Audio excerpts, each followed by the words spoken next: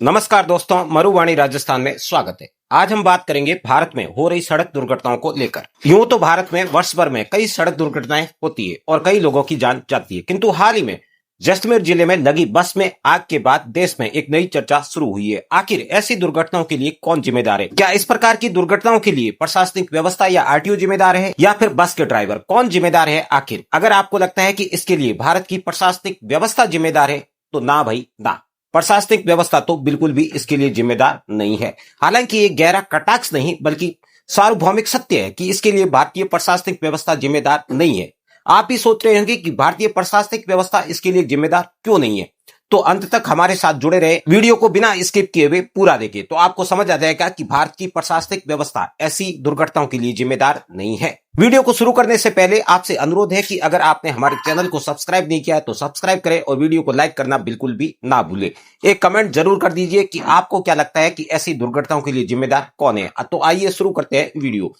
इसके लिए प्रशासनिक व्यवस्था जिम्मेदार इसलिए नहीं है कि भारत में सभी बसों और बस की टिकट पर लिखा हुआ होता है कि जान और माल की जिम्मेदारी यात्री की होगी, आप अपने जोखिम पर यात्रा करें। ये लिखी हुई बात मात्र एक चेतावनी नहीं है बल्कि हकीकत है। हकीकत यह भी है कि जब बस में आग लग जाए तो सवारियां चिल्लाती रहे कि बस रोक दीजिए, लेकिन बस ड्राइवर बस को दौड़ाता रहता है, जो जैसलमेर दुर्घटना में भी हुआ। क्योंकि ड्राइवर के लिए बस में कूदने के लिए अलग से एक खिड़की होती है। ड्राइवर जब दुर्घटना होती है तो उस समय उस खिड़की से कूद जाता है, लेकिन सवारियों का क्या? सवारियों के लिए बस का प्रबंधन या फिर देश का प्रशासन इसके लिए जिम्मेदार नहीं है, क्योंकि इसके लिए जान और माल की जोखिम आपकी स्वयं की है। यात्रा करने वाले को ही जान और माल की रखवाली करनी होगी।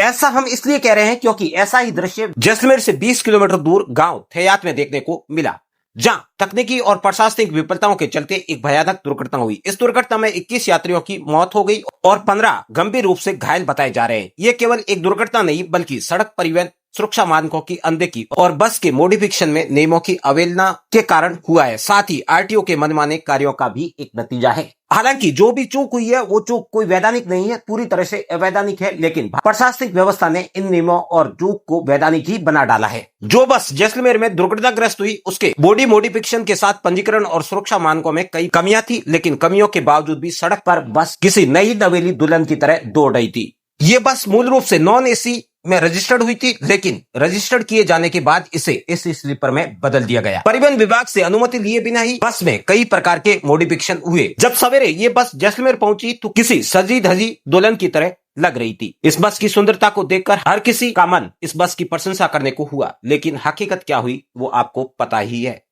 इस वीडियो में आप उसी बस को अपने मोबाइल की स्क्रीन पर देख रहे हैं। ये बस 5 दिन पहले ही किसी कारखाने में इस प्रकार का स्वरूप लेकर निकली थी। बस ये स्वरूप देखने में ही अच्छा था, बाहर से तो बस खूबसूरत थी, किंतु अंदर कई प्रकार की कमियां थी, जो कमियां इस बाहरी लुक ने ढक रखी थी। बस में केवल एक फ्रंट डोर था, कोई इमरजेंसी गेट या आपातकाल में शीशे तोड़ने की व्यवस्था और इंतजाम नहीं थे। बस में आपातकाल में शीशा तोड़ देने वाला हथौड़ा तक नहीं था। इस बस में केवल 46 सीटों की व्यवस्था थी, यानी 46 यात्री ही इसमें यात्रा कर सकते थे, किंतु बस में मानकों से अधिक 57 लोग सवार थे।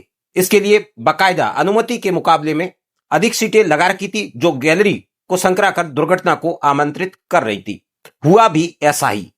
इन सभी कारणों से निकासी मुश्किल हो गई और आग में फंसे लोगों को बचाना असंभव हो गया। आग लगते ही दरवाजे अपने आप ही लॉक हो गए, और दरवाजे अपने आप लॉक हो जाना ये कोई भारतीय बसों की समस्या नहीं है, बल्कि ये तो एक विश्वव्यापी समस्या बनती जा रही है। जैसे ही बस या कार में कोई दुर्घटना होती है तो उसके बाद जब एसी लीक हो जाता है तो उस बस या कार के दरवाजे स्वतः ही लॉक हो जाते हैं। स्क्रीन पर इस समय जो आप वीडियो देख रहे हैं, ये वीडियो भारत का नहीं बल्कि चाइना का है। चाइना की शाओमी कंपनी की कार में आग लगने के बाद दरवाजे स्वतः ही लॉक हो गए। बड़ी कोशिश के बावजूद भी दरवाजे नहीं खुले। ऐसा ही दृश्य जैसलमेर की बस दुर्घटना में भी देखने को मिला। इस तरह की समस्याएं तब होती है जब एसी मानकों के अनुसार नहीं होती है या फिर एसी में कोई शॉर्ट सर्किट हो जाता है। ऐसे में ये पूरी तरह से सत्य है कि बस में कई सुरक्षा मानकों की कमी थी, किंतु इसके लिए जो जिम्मेदार है, चेकिंग करने वाले लोग हैं, उनका व्यवहार कैसा है आप जानते ही है।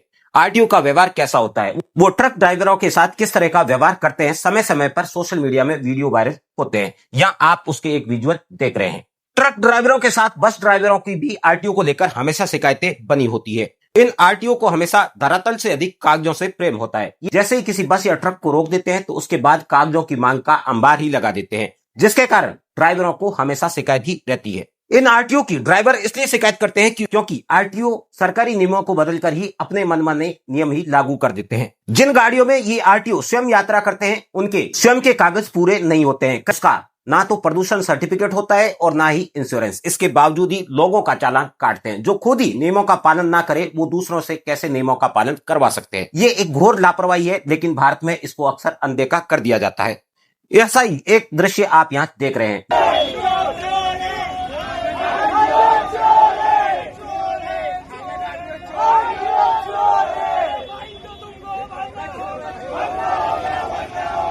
यहाँ आरटीओ की गाड़ी का इंश्योरेंस नहीं था। इन आरटीओ को देखकर कई बार पुरानी हिंदी फिल्मों की कहानी याद आ जाती है, जिनमें हफ्ता वसूली की जाती थी। ऐसी ही हफ्ता वसूली करते हुए ये आरटीओ भारत में कई सड़कों पर दिखाई देते हैं और इसी हफ्ता वसूली के कारण वाहन चालकों के साथ वाहन के मालिकों में भी डर और खौफ होता है इन आरटीओ को लेकर। इस डर की वजह से कई चालक कई बार नियम तोड़ देते हैं और जोखिम से भरे हुए निर्णय लेते हैं। इस बस के मॉडिफिकेशन में भी बिना अनुमति ऐसा इसलिए किया गया क्योंकि उनके भीतर आरटीओ का खौफ था। अगर आरटीओ का दरवाजा खटखटाया जाएगा तो मोटी रकम आरटीओ द्वारा वसूल की जाएगी। इस डर के चलते बस बिना अनुमति के ही सड़कों पर दौड़ा दी गई एसी के साथ। जैसलमेर में हुई बस दुर्घटना के दृश्य को देखकर लगता है कि गांव में चलने वाली बस ही सुरक्षित है, जिसमें आगे और पीछे 2 दरवाजे होते हैं। किसी दुर्घटना के समय आसानी से बाहर तो निकला जा सकता है, लेकिन ये कबूतर खाने जैसी बनी हुई बसें किसी हादसे को खुद ही आमंत्रित कर रही है। ऊपर से सुरक्षा मानकों की कमी किसी दुर्घटना को दुगुना तक कर देती है। हादसों को देखते हुए चीन ने स्लीपर कोच बसों पर पूरी तरह से प्रतिबंध लगा रखा है, लेकिन ये भारत है, यहाँ कौन सुनने वाला है। आप और हम सब जानते ही है कि यहाँ पर सड़क पर अधिकांश बसें नेताओं और अफसरों की दौड़ती है, उन्हें कौन प्रतिबंधित करे। नेताओं के साथ मोटी जैक वाले लोगों की बसें जब सड़कों पर बिना मानकों के ही दौड़ रही है तो फिर उन्हें कौन रोका सकता है। जब दुर्घटना होती है तभी सबकी नजर खींची जाती है। भारत में जिन पर सुरक्षा मानक स्थापित करने की जिम्मेदारी है उन्हें देखकर तो ड्राइवर का खून ही सूख जाता है। हम बात कर रहे हैं आरटीओ की। इन आरटीओ के डर से ही हाल ही में जयपुर अजमेर रोड पर एक भयंकर दुर्घटना हुई। आरटीओ को देखकर केमिकल ट्रक के ड्राइवर ने अपना रास्ता बदल दिया, जिसके कारण उसका ट्रक जाकर एलपीजी सिलेंडर से भरे हुए एक ट्रक से टकरा गया, जिसके कारण केमिकल ट्रक ड्राइवर की मौके पर ही मौत हो गई। ये उदाहरण इस बात को स्पष्ट करता है कि भारत में जिन पर यातायात सुधारने की जिम्मेदारी है वही मनमाना रंग रूप अपना रहे हैं, जिसके कारण ड्राइवरों में खौफ पैदा हो रहा है और यही खौफ दुर्घटना का कारण बनता जा रहा है। इस बस हादसे के बाद जिला प्रशासन ने एक जांच समिति बनाई है, लेकिन सवाल अब भी यही उठता है कि इस तरह की समितियां क्या सही से काम कर पाएगी? क्या उन सुरक्षा मानकों को उजागर कर पाएगी जो वास्तव में कारण थे, या फिर इसमें भी कोई लीपापोती हो जाएगी और एक दिन ये सुरक्षा मानक धरे के धरे रह जाएंगे? यहाँ हम सभी को एक बात का ध्यान रखना होगा, पर सरकारी प्रशासन और बस प्रशासन के भरोसे रहने की बजाय हमें हमारी सुरक्षा के लिए खुद ही जिम्मेदार होना पड़ेगा।